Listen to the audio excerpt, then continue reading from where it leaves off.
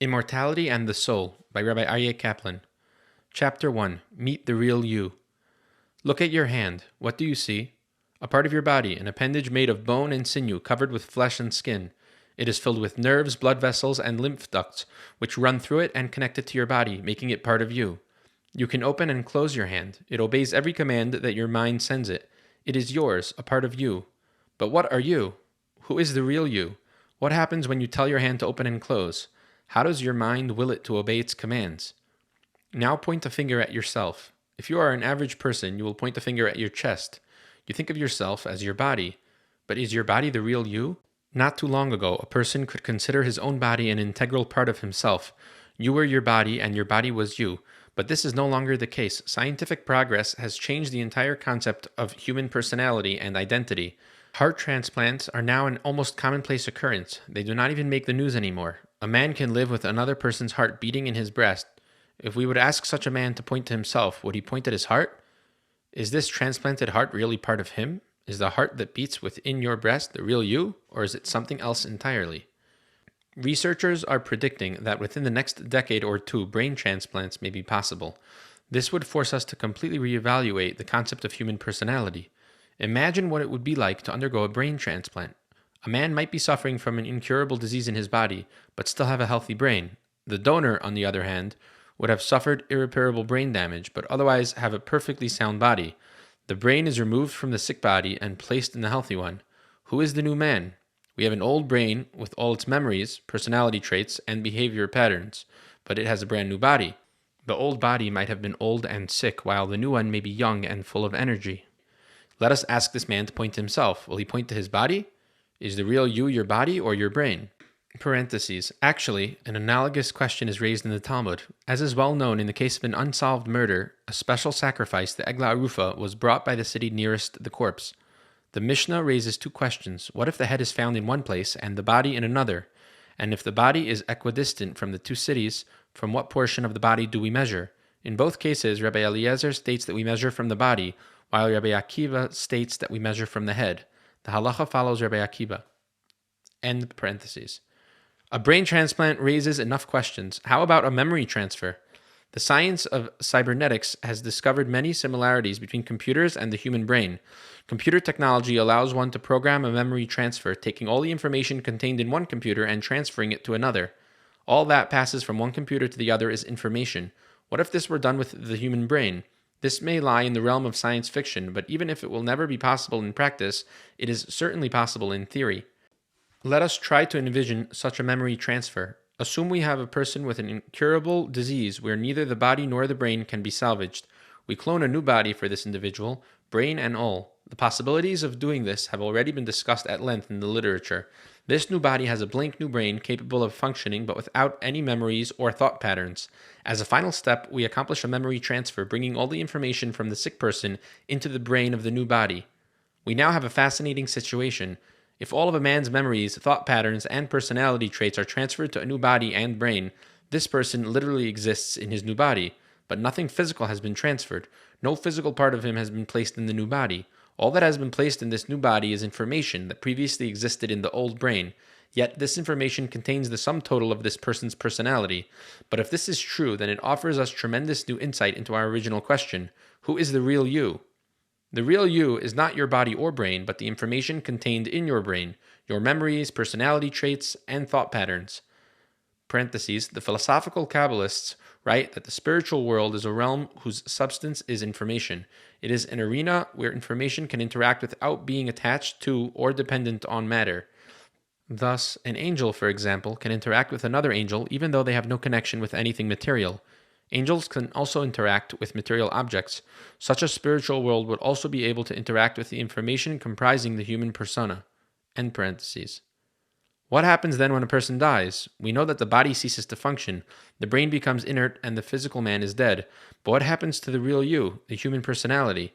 What happens to all this information, the memories, thought patterns, and personality traits? When a book is burned, its contents are no longer available. When a computer is smashed, the information within it is also destroyed.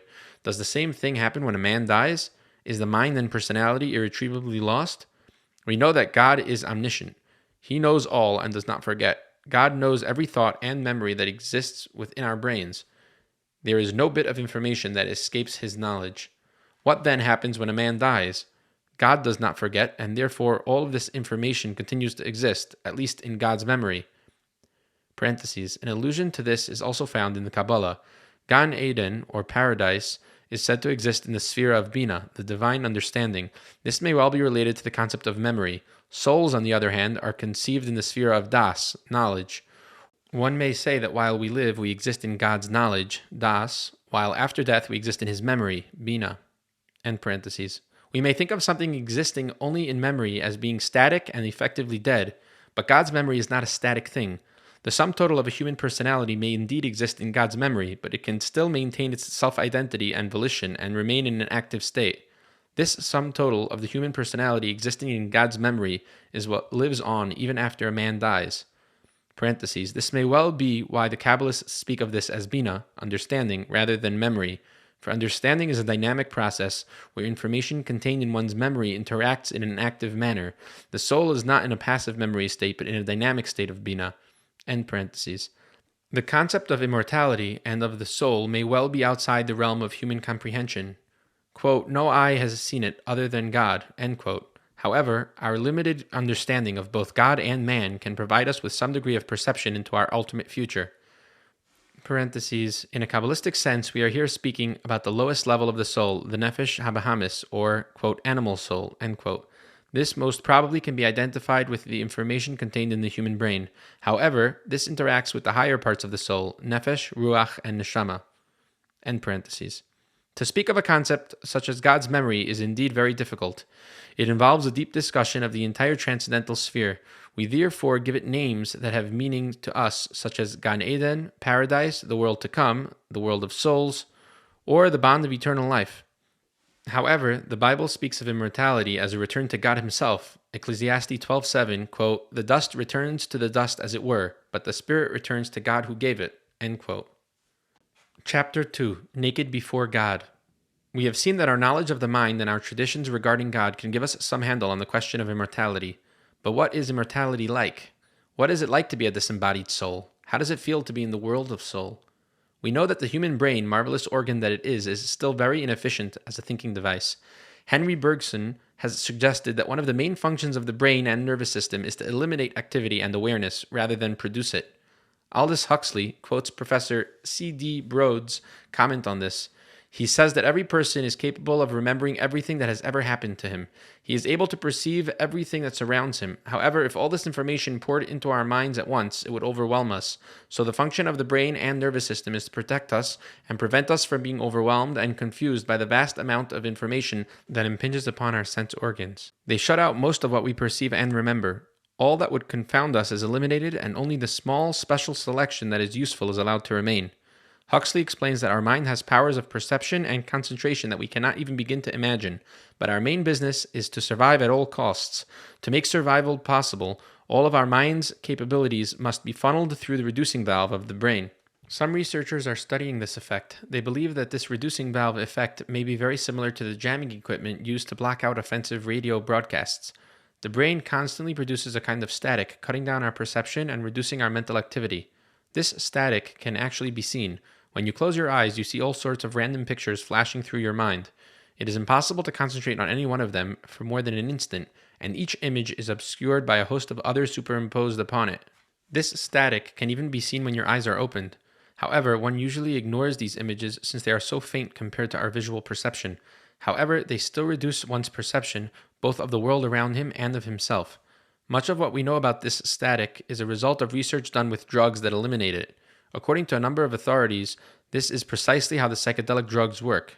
Now imagine the mental activity of a disembodied soul standing naked before God. The reducing valve is gone entirely. The mind is open and transparent. Things can be perceived in a way that is impossible to a mind held back by a body and nervous system. The visions and understanding are the most delightful bliss imaginable. Parentheses, as per, quote, the righteous sitting with their crowns on their heads, delighting in the shine of the Shekhinah. End parentheses. This is what Job meant when he said, 1926, quote, and when after my skin is destroyed, then without my flesh shall I see God, end quote. But then an individual will also see himself in a new light. Every thought and memory will be lucid, and he will see himself for the first time without the static and jamming that shuts out most thoughts. Even in our mortal physical state, looking at oneself can sometimes be pleasing and at other times very painful. Certain acts leave us proud and pleased with ourselves. Others cause excruciating pains, especially when we are caught.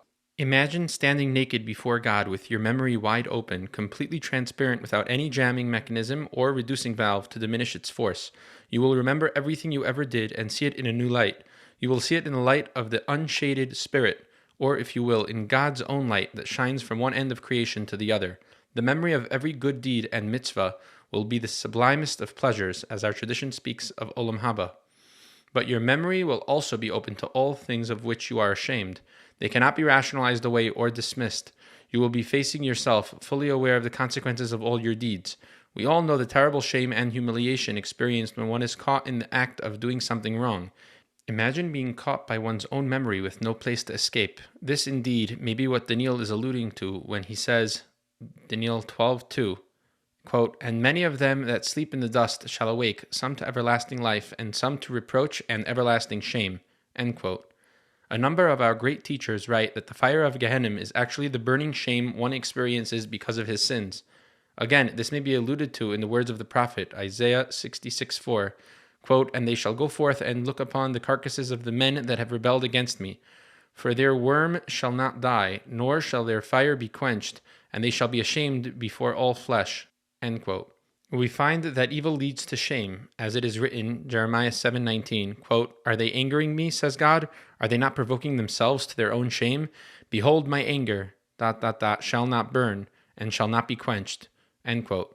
The main concept of reward is that it be without shame, as we find Joel 2:26, quote, "And you shall eat and be satisfied, and my people shall never be ashamed." End quote. The Talmud provides us with even stronger evidence that shame burns like fire. It states, Rabbi Hanana says, this teaches us that each one in the world of souls is burned by the canopy of his companion. Woe for that shame, woe for that humiliation. We find that shame is a major form of punishment in the Midrash on the verse Psalms 6:11. All your enemies shall be ashamed and very confounded.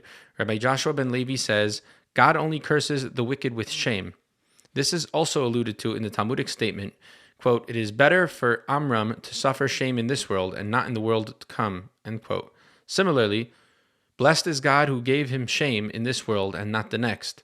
When the Zohar speaks of the future reward, it states, "Happy is he who comes here without shame." Of course, these concepts of fire and shame, as used by our sages, may also contain deeper mysteries and meanings, but taken literally, one says that a major ingredient of fire may be shame. How else could one characterize the agony of unconcealed shame upon a soul? We are taught that the judgment of the wicked lasts 12 months. Even the naked soul can gradually learn to live with this shame and forget it, and the pain eventually subsides. It may be more than coincidence that 12 months is also the length of time required for something to be forgotten in Talmudic law.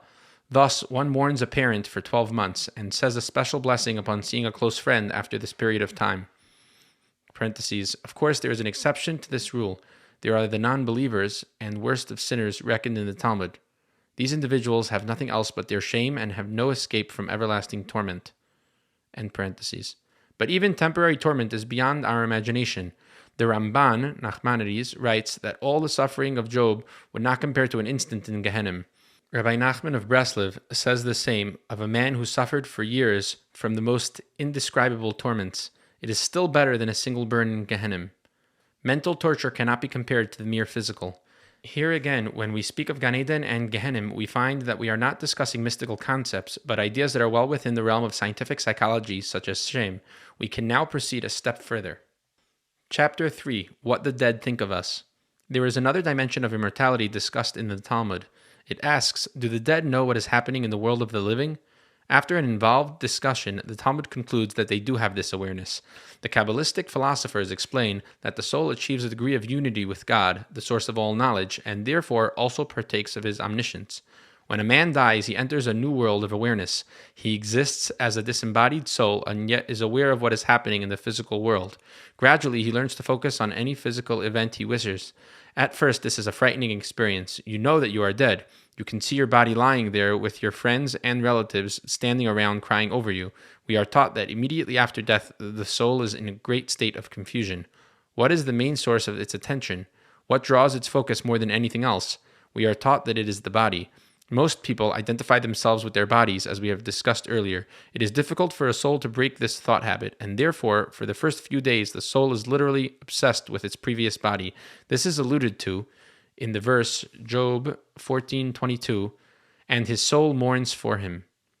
This is especially true before the body is buried. The soul wonders what will happen to the body. It finds it to be both fascinating and frightening to watch its own body's funeral arrangements and preparation for burial. Of course, this is one of the reasons why Judaism teaches us that we must have the utmost respect for human remains. We can imagine how painful it is for a soul to see its recent body cast around like an animal carcass. The Torah therefore forbids this. This is also related to the question of autopsies. We can imagine how a soul would feel when seeing its body lying on the autopsy table being dissected and examined. The disembodied soul spends much of its time learning how to focus. It is now seeing without physical eyes, using some process which we do not even have the vocabulary to describe. The Kabbalists call this frightening process kaf hakela. It is like being thrown with a sling from one end of the world to another. It is alluded to in the verse 1 Samuel 25:29. The soul of my master shall be bound up in the bundle of life with the Lord your God, and the souls of your enemies shall he sling out as from the hollow of a sling. The soul perceives things flashing into focus from all over, and it is in a state of total confusion and disorientation.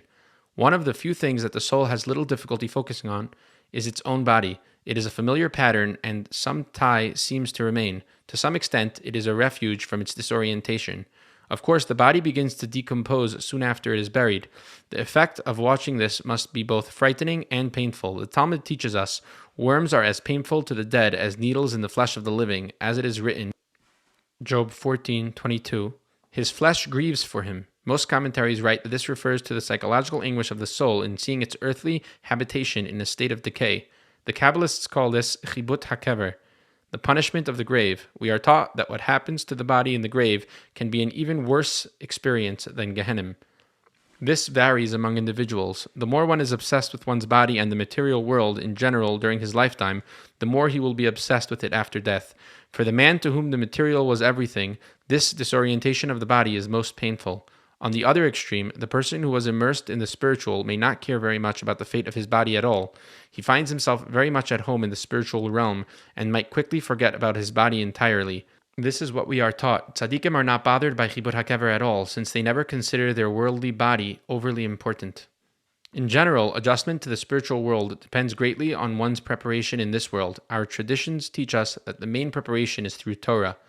Many of us think of death as a most frightening experience. Tzaddikim, on the other hand, have looked forward to it. Shortly before his death, Rabbi Nachman Bratzlever said, quote, I very much want to divest myself of this garment that is my body, end quote. If we truly believe and trust in a merciful God, then death has no terror for us. This is a description of what our tradition teaches us about the soul's existence. Most of these facts are from the teachings of Chazal in the Talmud and Midrash as interpreted by the Kabbalists. Here we have synthesized these interpretations with the terminology of modern scientific concepts.